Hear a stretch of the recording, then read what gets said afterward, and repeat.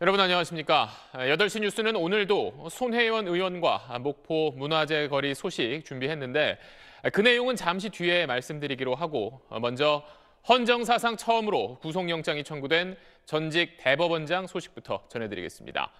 사법농단 의혹의 최종 책임자로 지목된 양승태 전 대법원장에 대해서 검찰이 40여 개의 혐의를 적용해 구속영장을 청구했습니다. 먼저 김기태 기자의 리포트 보시고 바로 검찰 연결해 보겠습니다.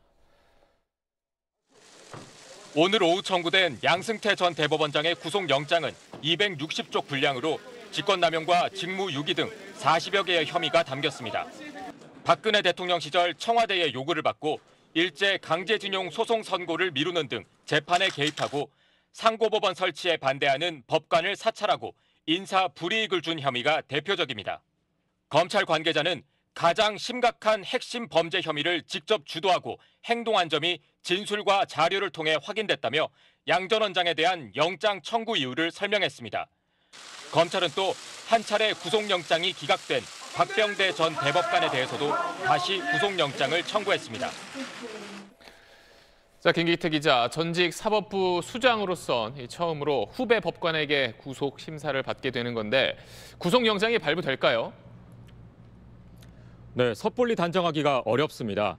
검찰은 양 전 원장이 지시선상에 있는 박병대, 고영한 전 처장도 거치지를 않고 직접 재판에 개입하는 등 불법을 저지른 증거를 여럿 확보한 만큼 구속영장 발부를 기대하고 있습니다. 하지만 양 전 원장도 치밀하게 대응 논리를 준비하고 있는데요. 양 전 원장은 지난 11일 이후 모두 5번 검찰청에 나오면서 이례적으로 이 조사보다 조사 내용을 기록한 조서를 검토하는데 더 긴 시간을 할애했는데요. 조서에 드러난 검찰의 전략, 또 수사 내용, 진술 등을 기억한 뒤 빈틈을 찾아내서 방어 논리를 짤 것으로 보입니다.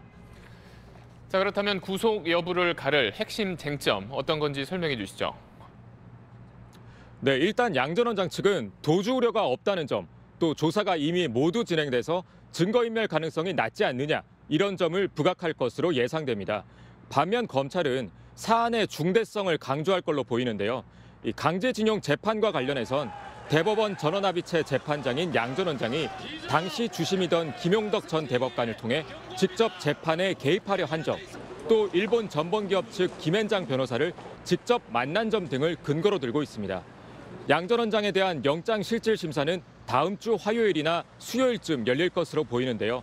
영장 전담 판사 5명 중에 법원행정처 근무 경력이 없는 임민성, 명재관 판사 중에 배당될 가능성이 높아 보입니다.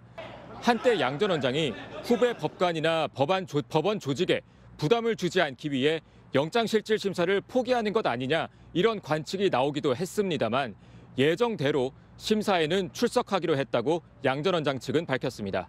지금까지 서울중앙지검에서 SBS 김기태입니다.